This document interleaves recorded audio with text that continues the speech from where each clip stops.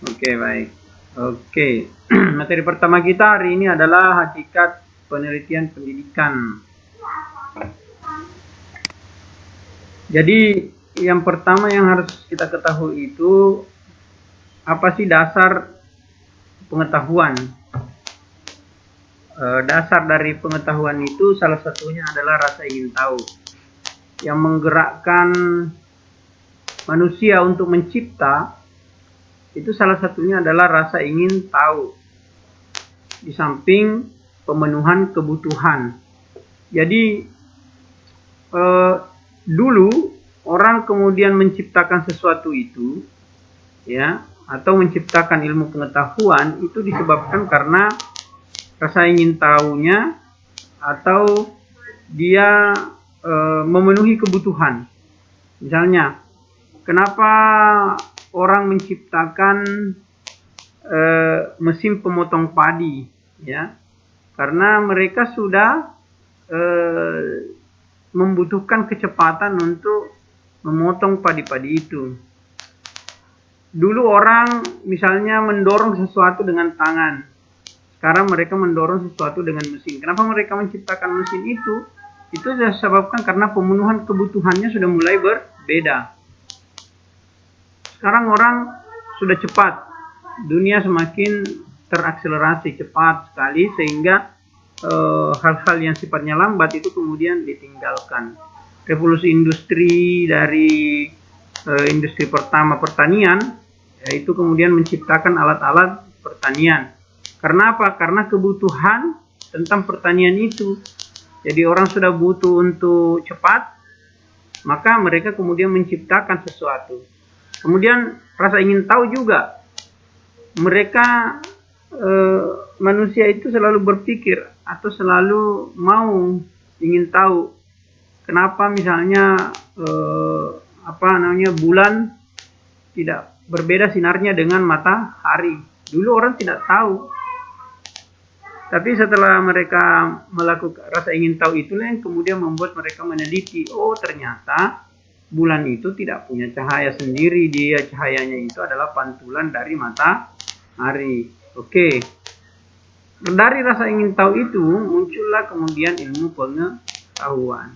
Jadi salah satu dasar dari pengetahuan itu adalah rasa ingin tahu manusia yang mendorong dia untuk mempertanyakan segala sesuatu sehingga timbullah pengetahuan. Kenapa misalnya kenapa misalnya air laut ketika misalnya bulan turun, bulan bersinar dengan terang, tetapi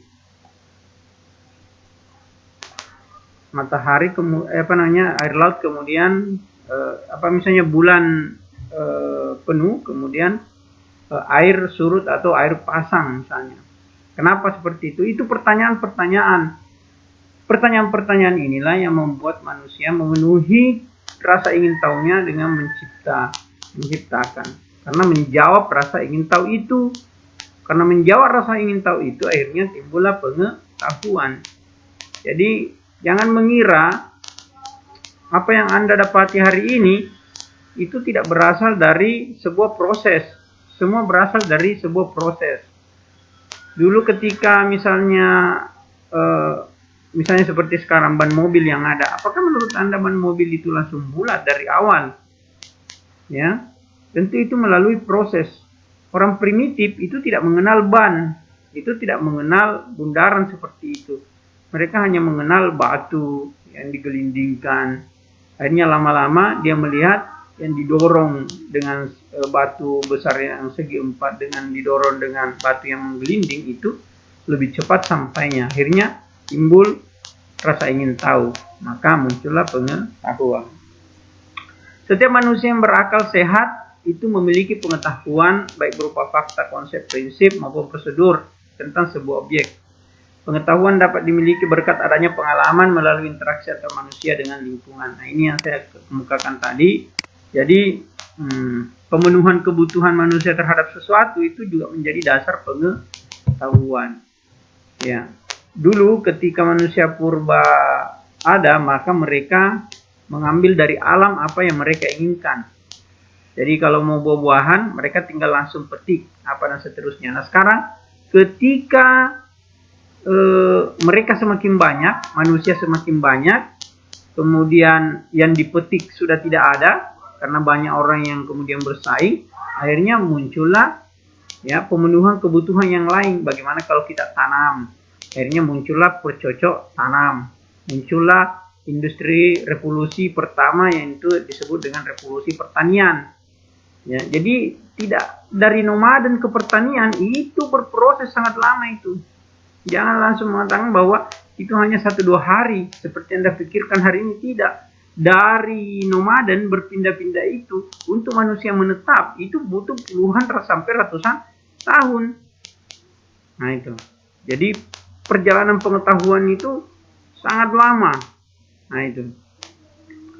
Tidak seperti hari ini pengetahuan-pengetahuan baru, ilmu-ilmu baru disebabkan karena adanya sains. Nanti kita akan pelajari itu. Oke, saya lanjutkan. Sebenarnya ini dari 3 jenis pengetahuan ini selalu ada di dalam diri kita. Ini filsafat. Kalau Anda mau belajar filsafat, di filsafat itu ada 3 jenis pengetahuan. Ada logika, etika, dan estetika. Ketika orang berbicara tentang benar dan salah, maka dia memakai logika.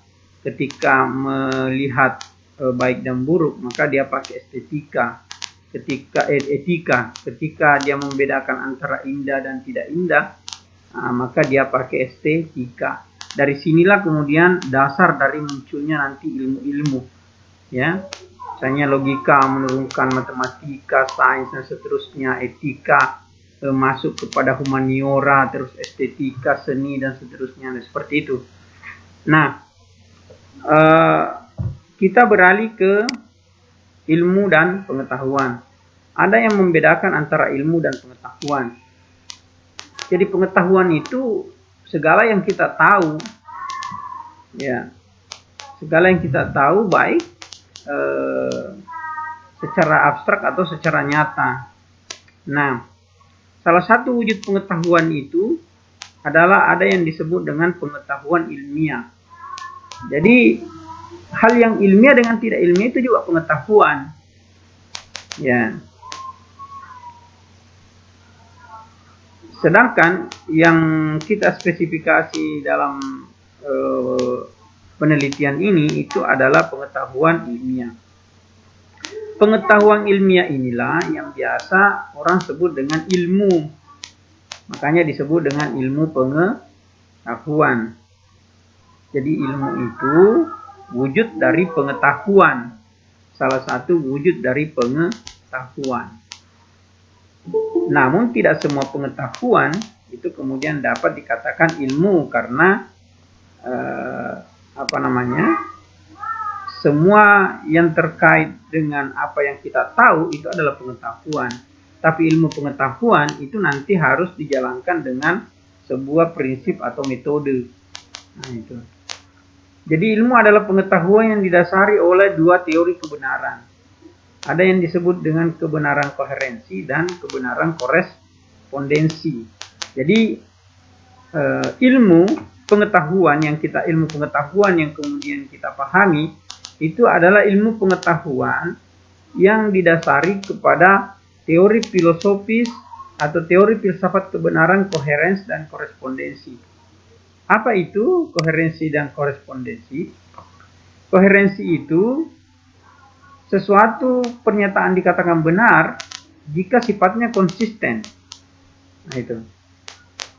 Jadi koherensi itu pengetahuan yang kita peroleh dengan pendekatan yang rasional dan logis, dapat diterima oleh akal.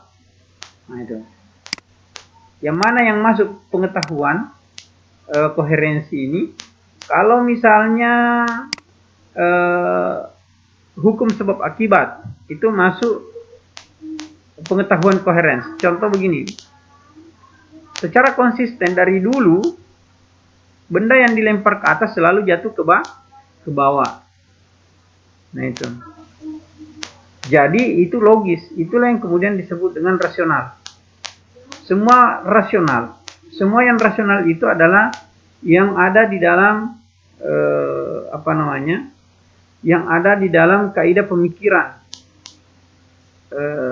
sebab dan akibat. Nah itu. Kalau misalnya sesuatu itu benda tajam, ya kan, dengan benda tumpul itu berbeda. Benda tajam bila misalnya mengenai kulit dia akan melukai karena tajam, benda tumpul tidak. Itu kan hukum dari dulu seperti itu. Jadi tidak ada pernyataan yang dulu misalnya benda yang dilempar ke atas tidak jatuh ke bawah. Sekarang benda yang dilempar ke atas jatuh ke bawah. Nah, itu tidak masuk dalam kebenaran koherensi. Tetapi kebenaran koherensi itu secara logis, secara rasional, semua dari dulu benda yang dilempar ke atas selalu jatuh ke bawah. Gravitasi disebut dengan gravitasi. Tapi penamaannya itu lain hal.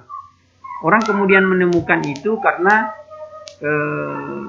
menelitinya bahwa ini yang kemudian disebut dengan gravitasi. Kenapa disebut gravitasi? Nah, orang yang menamainya kemudian menyebutnya gravitasi. Nah, itu. Kemudian ada lagi yang disebut dengan korespondensi. Jadi suatu pernyataan dikatakan benar jika ada fakta. Jadi tadi secara logika, ya, masuk dalam hukum sebab akibat. Kemudian yang korespondensi itu harus sesuai dengan fakta atau realita. Sesuatu dikatakan benar kalau misalnya dia sesuai dengan faktanya. Maju itu selalu ke depan, mundur itu selalu ke belakang. Itu kan sesuai pernyataannya.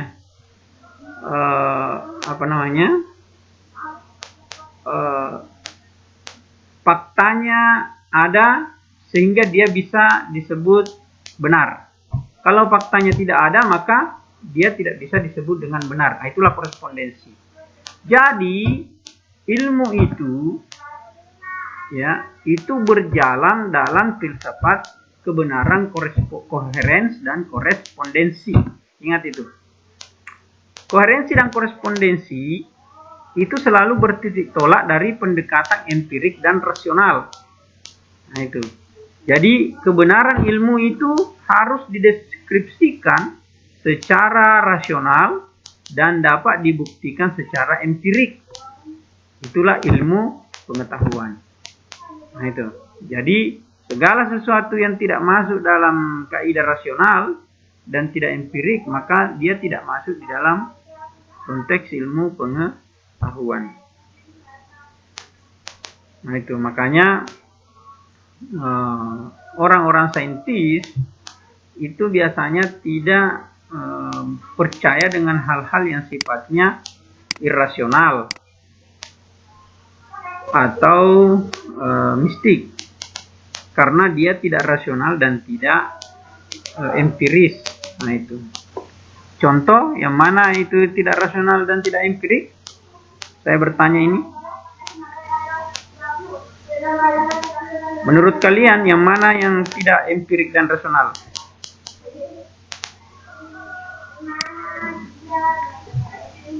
Bagaimana Muhammad Mahsyar?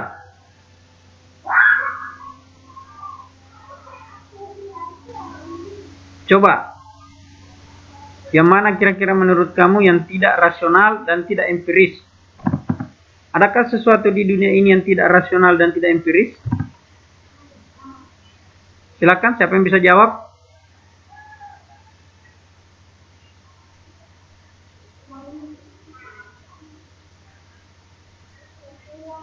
Sri Sulpiani?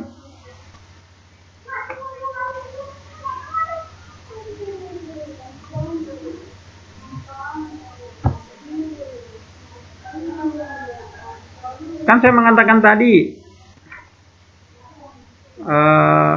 ilmu itu hanya menjelaskan dua teori. Kebenarannya harus koheren dan korespondens. Harus rasional dan empiris. Nah sekarang, Saya tanya, adakah sesuatu di dunia ini yang tidak rasional dan tidak empiris?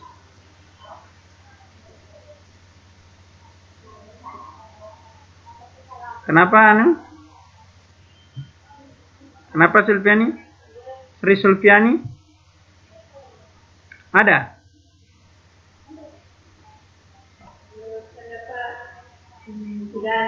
Tidak ada. Kalau Muhammad Mahsyar? Ada? Ada atau tidak yang empirik, yang tidak empiris dan tidak rasional?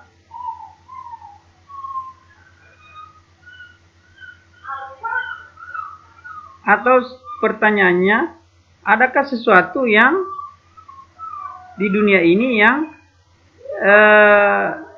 tidak masuk dalam logika pengetahuan? Maksudnya tidak menuruti hukum sebab akibat dan tidak terlihat.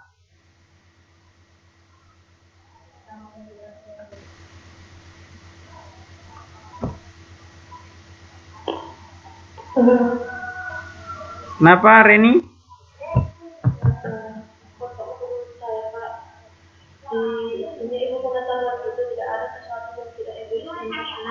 Kenapa sebab seperti itu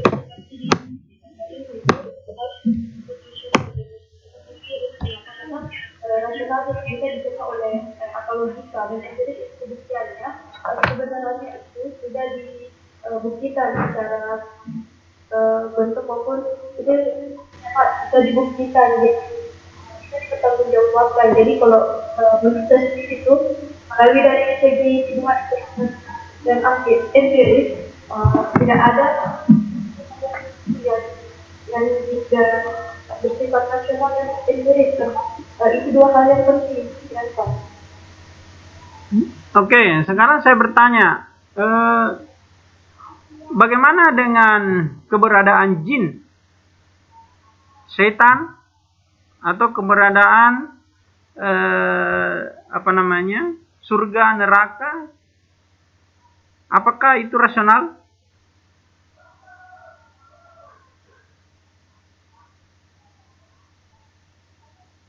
Apakah itu jadi saya katakan tadi bahwa pengetahuan itu mencakup semua hal.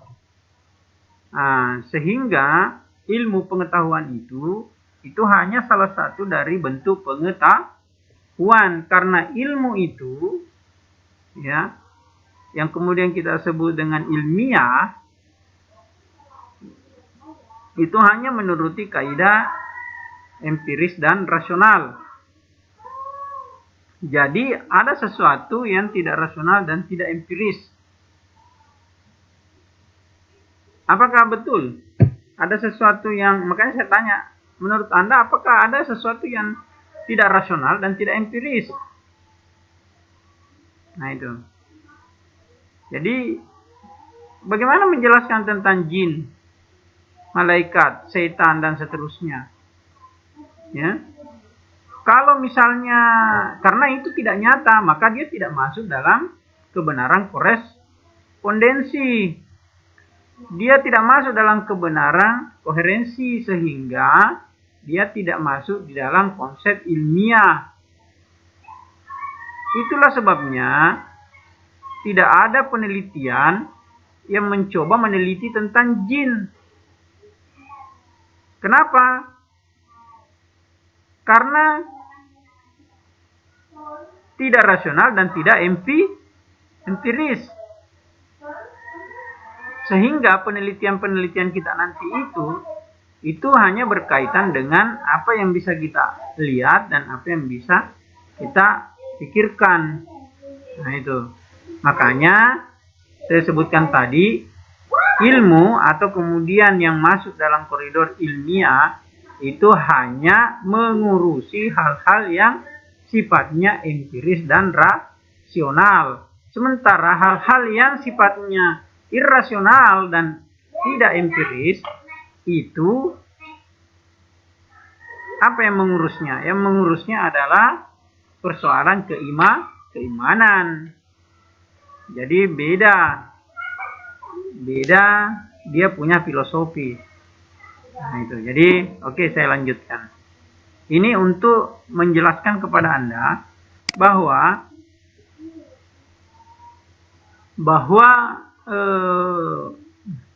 ilmu pengetahuan yang kita pahami sekarang ini itu berada dalam koridor ilmiah. Salah satu yang menggerakkan ilmu pengetahuan itu adalah penelitian. Nah, itu. Jadi sebenarnya ketika filsafatnya ini, ketika orang bertanya tentang sesuatu, sebenarnya dia sudah melakukan penelitian, ya. Tapi baru langkah awal. Kalau dia melanjutkan upaya untuk mencari jawaban pertanyaannya, maka dia sudah melakukan penelitian. Jadi penelitian itulah yang kemudian membentuk ilmu pengetahuan. Nah, itu. Jadi karena penelitian itu upaya mencari jawaban. Berdasarkan apa? Berdasarkan logika yang didukung oleh fakta empirik. Karena filsafat dari penelitian itu adalah filsafat yang berkaitan dengan koheren dan korespondensi. Apa yang bisa dipikirkan, dan apa faktanya, apa yang masuk logika, dan apa fakta empiriknya. Sehingga penelitian itu adalah kegiatan yang dilakukan secara sistematis, mulai dari mengumpulkan data, mengolahnya, dan kemudian menarik kesimpulan. Tentu dengan menggunakan metode atau teknik tertentu. Nah, itu. Jadi itu tadi saya katakan sebenarnya. Jadi apa yang menggerakkan dunia ini? Yang menggerakkan dunia ini adalah penelitian.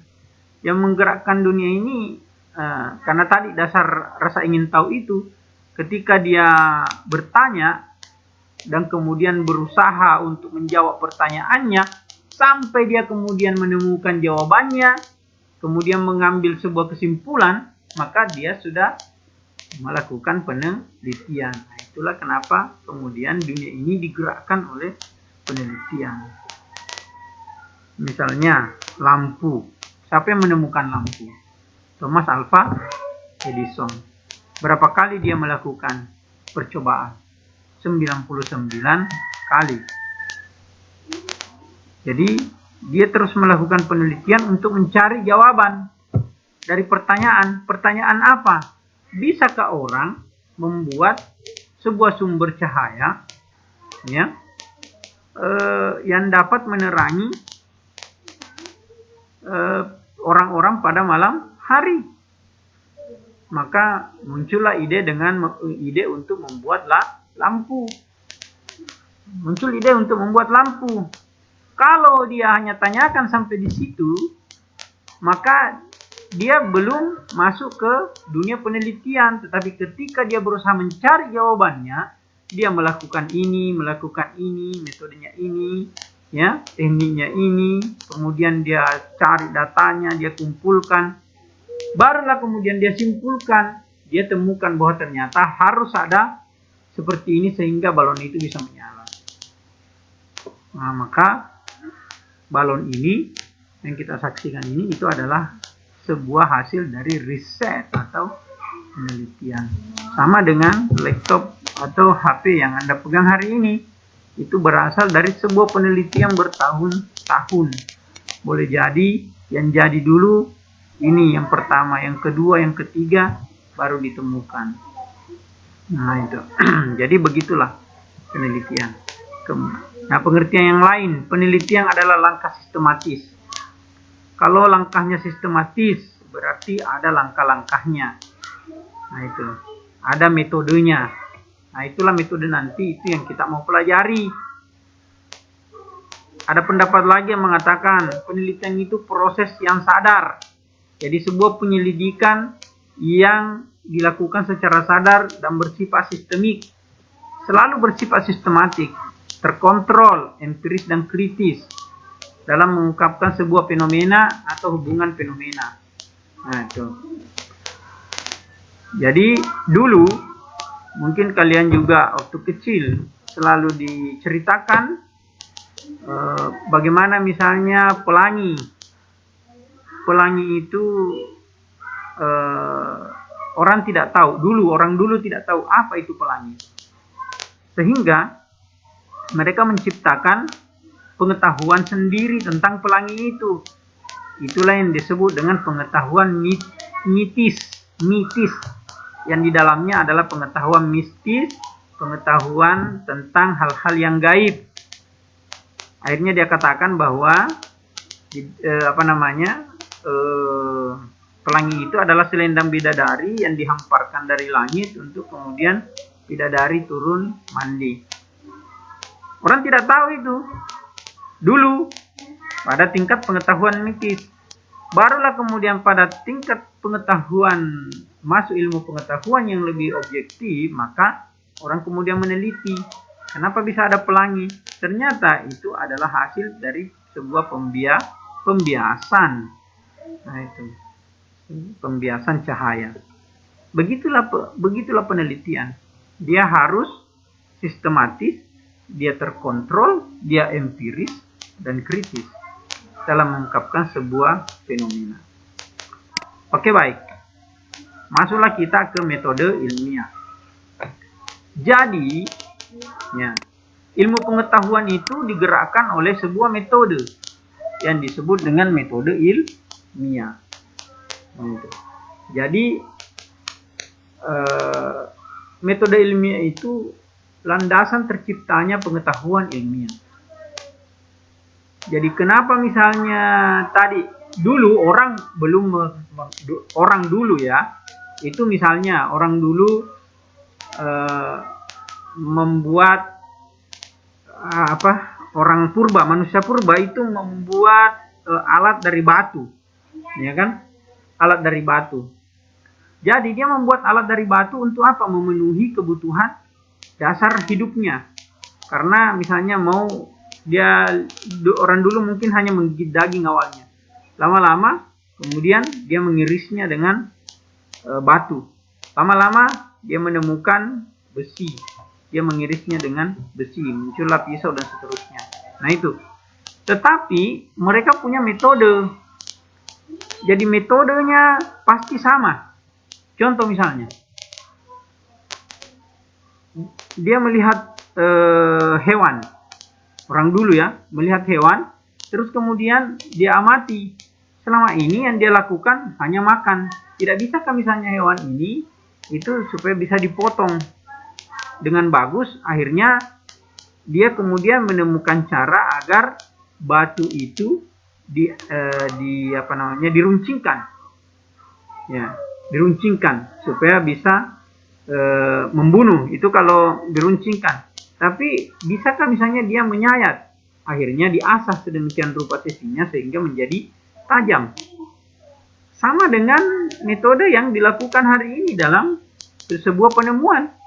Contoh misalnya penemuan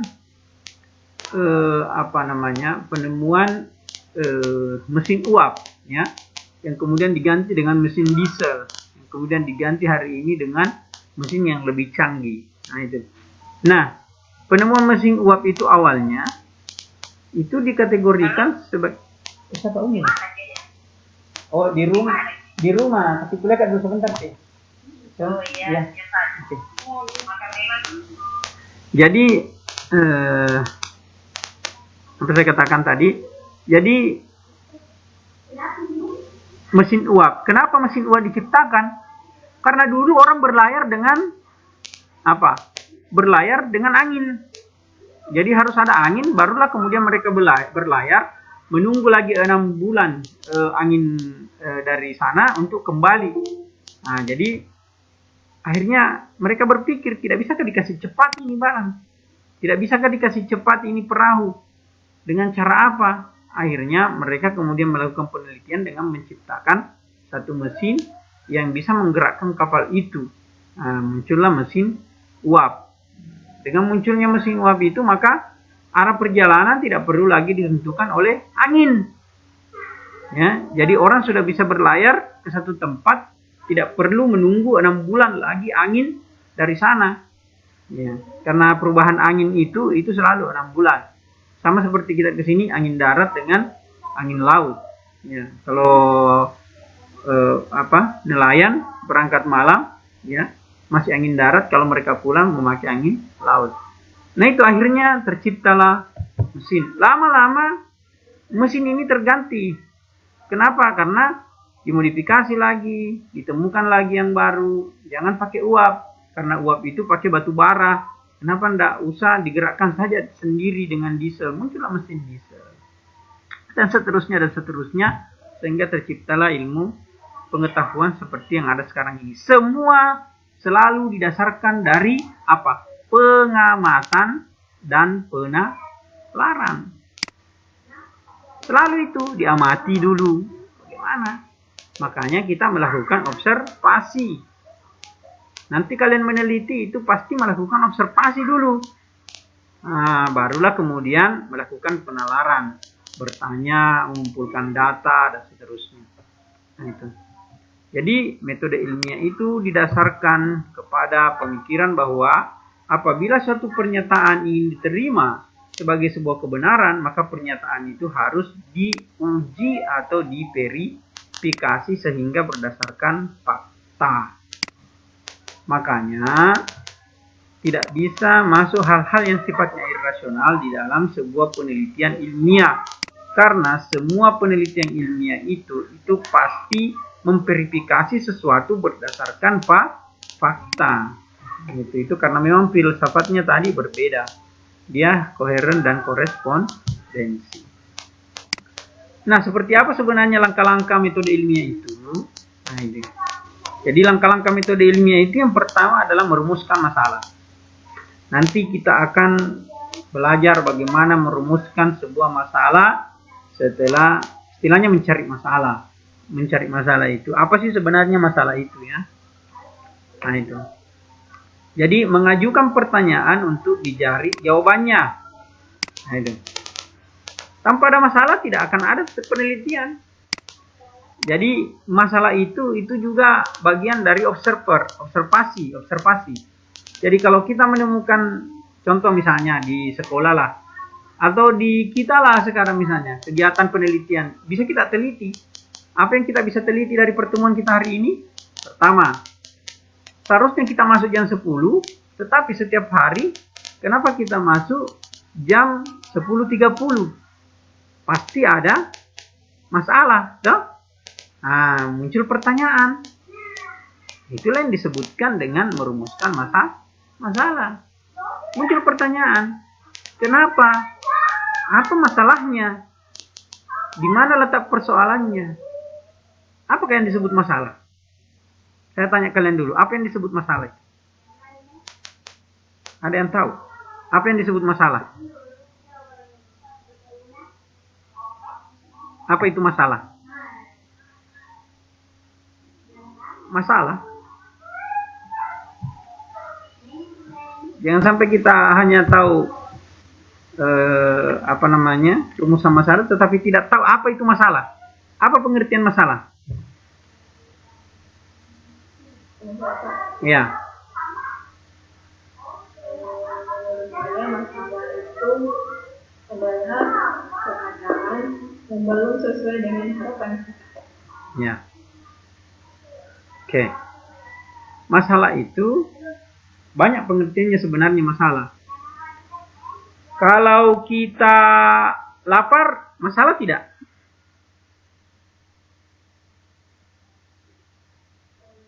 Masalah ya? Masalah atau bukan? Anda lapar, Anda haus, masalah tidak?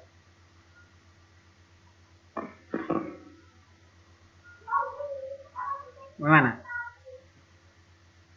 Atau Anda tidak menganggap itu masalah?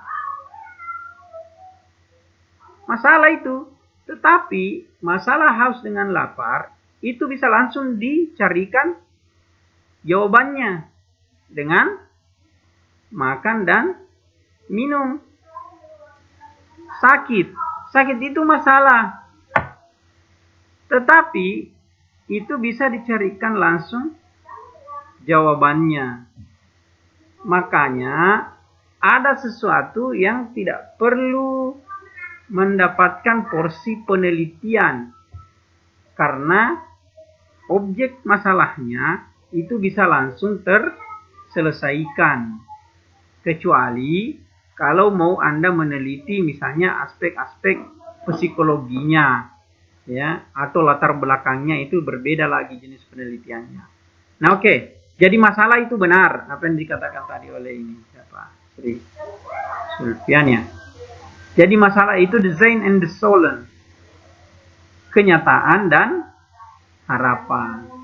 Jadi apa yang kita harapkan ternyata tidak sesuai dengan kenyataan. Itu kemudian menjadi masalah. Harapannya kita selalu kuliah tepat jam 10. Tetapi kenyataannya tidak bisa. Berarti ada masalah. Begitulah nanti Anda lakukan penelitian di sekolah. Cari masalahnya. Apa masalahnya? Misalnya, seorang anak yang setiap hari terlambat masuk kelas. Kenapa ini? Seharusnya siswa itu tidak boleh terlambat masuk kelas. Semua teman-temannya sudah ada, setiap hari selalu terlambat. Setiap hari terlalu terlambat. Makanya Anda sebagai orang BK itu kemudian melakukan penelitian. Melakukan observasi. Hanya kenapa. Kalau Anda berhasil mengumpulkan data tentang si anak ini, kenapa dia terlambat, dan kenapa kemudian kenapa dia terlambat, Anda kumpulkan datanya, dan kemudian mencarikan solusinya, akhirnya anak ini kemudian tidak terlambat lagi, maka Anda sudah menyelesaikan sebuah proyek penelitian. Ya, hanya Anda tidak tulis. Ya. Jadi melakukan konseling itu sebuah proyek penelitian loh. Tetapi Anda tidak tulis. Luar biasa itu. Sebenarnya kita ini banyak sekali penelitian nanti yang bisa kita lakukan. Lihat saja nanti. Setelah kita masuk ke ini. Oke, saya lanjutkan sedikit lagi merumuskan masalah. Kemudian selanjutnya adalah mengajukan hipotesis. Ini. Hipotesis itu berbentuk dugaan. Ya. Jadi selalu kita menduga, contoh tadi. Si anak ini selalu terlambat masuk. Jangan-jangan si anak ini itu selalu terlambat bangun.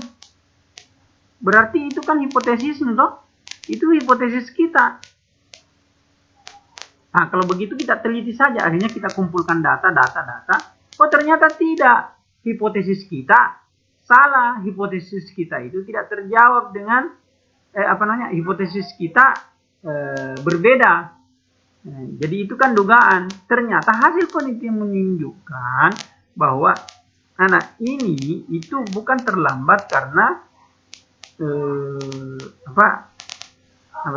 hipotesis kita terlambat karena terlambat bangun. Ternyata bukan. Dia terlambat karena membantu orang tuanya dulu. Nah, bagaimana kita tahu bahwa dia membantu orang tua? Itu berdasarkan penelitian kita. Setelah kita kumpulkan data-data, setelah kita tanya, ya, setelah kita kunjungan ke rumahnya, ya, dan menyaksikan langsung, akhirnya kita berkesimpulan bahwa hipotesis atau dugaan sementara saya tadi ini salah. Contoh, ada seorang anak yang kalau sendiri anak sendiri namanya apa lagi saya lupa. Psikologi. Anak tunggal. Oke. Begitu Anda melihat anak tunggal, hipotesis Anda selalu akan mengatakan begini. Kalau dia anak tunggal, berarti dia dimanja, di ini dan seterusnya. Berarti anak ini pasti manja. Itu dugaan toh? Itu namanya hipotesis. Tapi setelah kita teliti, ternyata tidak. Anak ini tidak manja, tidak ini malah mandiri. Nah, berarti hipotesis kita tertolak. Makanya dalam penelitian nanti itu selalu ada dua hipotesis. Nah, hipotesis nihil atau dengan hipotesis alternatif. Selalu hipotesis nol dengan hipotesis alfa. Jadi nanti kita pelajari itu. Yang mana yang selalu ditolak. Kalau tertolak hipotesis nol itu selalu mengatakan pasti. Hipotesis alfa mengatakan tidak. Nah itu, nanti kita pelajari itu. Oke. Kemudian setelah itu kita verifikasi data. Ini yang paling penting. Verifikasi data. Kita mengajukan hipotesis itu kan dugaan. Boleh jadi hasil penelitian kita berbeda dengan hipotesis kita. Karena ini verifikasi data. Data lah yang harus valid. Menunjukkan kebenaran sebuah penelitian setelah dilakukan verifikasi data. Tidak boleh Anda langsung menjudge atau membuat kesimpulan. Contoh, Anda buat kesimpulan tadi itu. Semua anak tunggal itu pasti manja. So?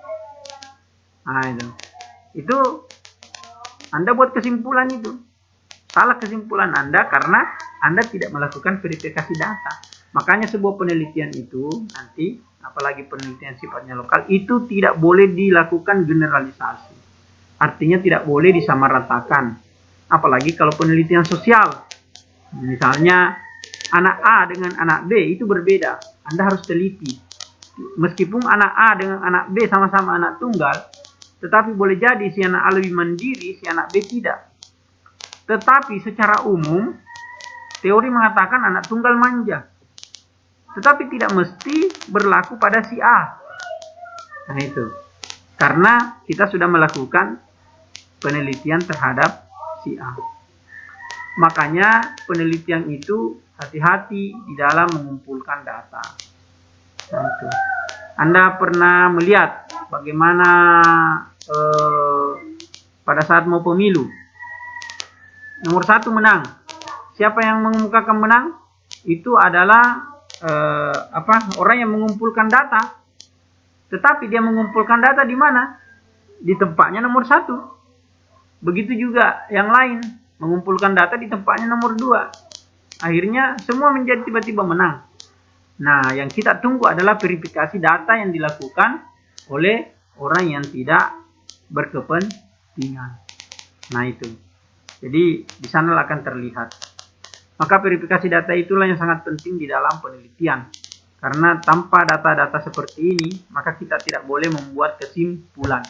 Harus datanya valid dulu, baru kita buat kesimpulan. Kalau ada waktu, nanti saya akan mengajarkan kalian bagaimana validasi sebuah data, memvalidasi sebuah data. Sebenarnya ada satu mata kuliah, tapi hanya di S2, SPSS itu, untuk melakukan validasi data dengan, dengan aplikasi. Oke. Menarik kesimpulan. Nah ini yang terakhir, menarik kesimpulan. Jadi setelah data oke, maka kita bisa menarik kesimpulan. Ya, tidak ada lagi yang bisa kita lakukan setelah data oke, maka kita menarik kesimpulan. Pokoknya datanya sudah mantap, kesimpulannya apa? Begitu.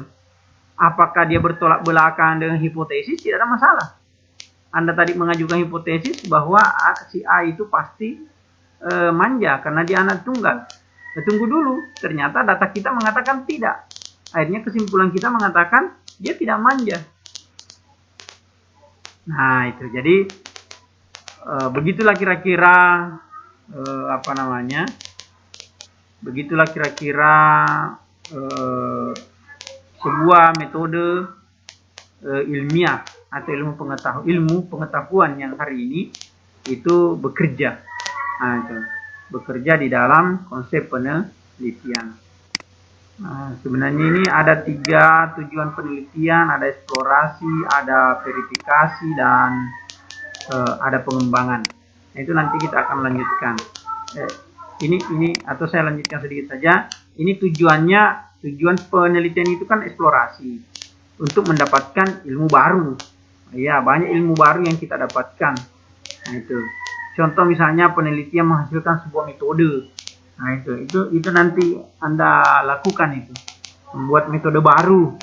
Ya. Si anak ini tidak bisa diajar dalam kelas. Kenapa? Karena setiap diajar dia tertidur.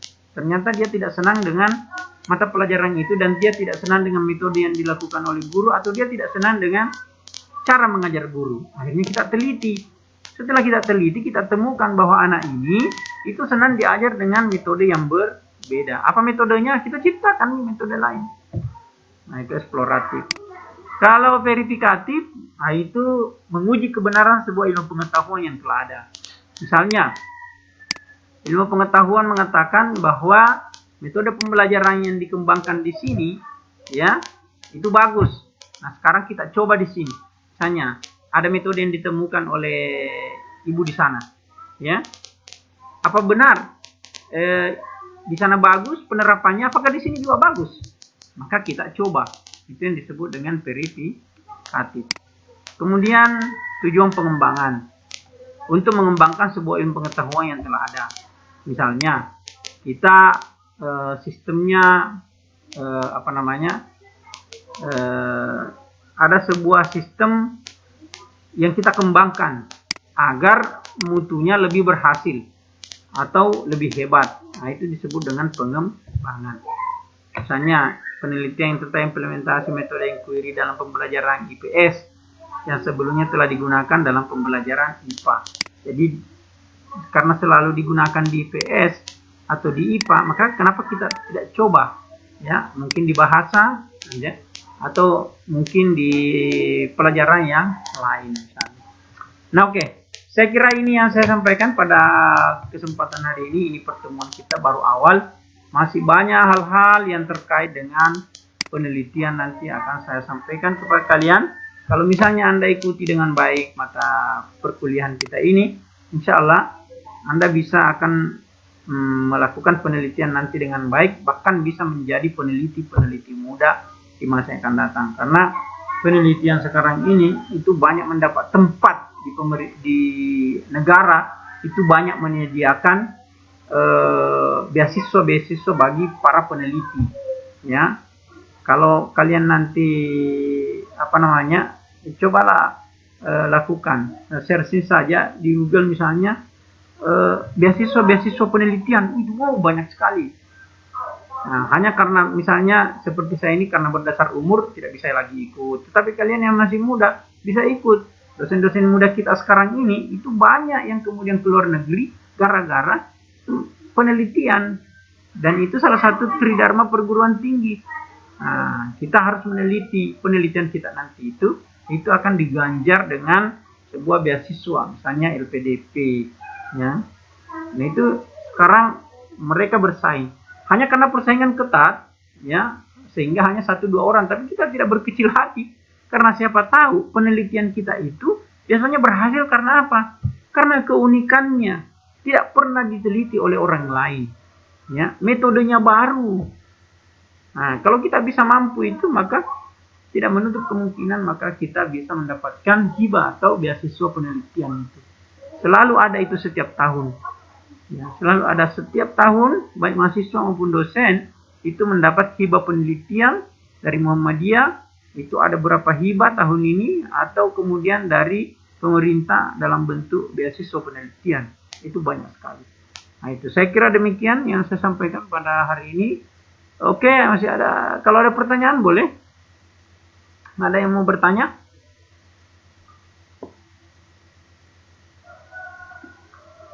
Adakah? Nah, itu. Kalau tidak ada yang mau bertanya, oke. Mungkin masih awal-awal, kita belum panas ini. Jadi tolong dibaca, saya punya materi itu yang saya sampaikan. Kalau mau Anda dalami, nanti minggu depan kalau misalnya ada yang mau ditanyakan, oke. Saya kira demikian pertemuan kita pada hari ini. Pertemuan ini direkam hingga di sini tampak ada 21 orang yang. Saya kira demikian, saya akhiri pertemuan pertama kita pada hari ini. Assalamualaikum warahmatullahi wabarakatuh. Waalaikumsalam warahmatullahi wabarakatuh.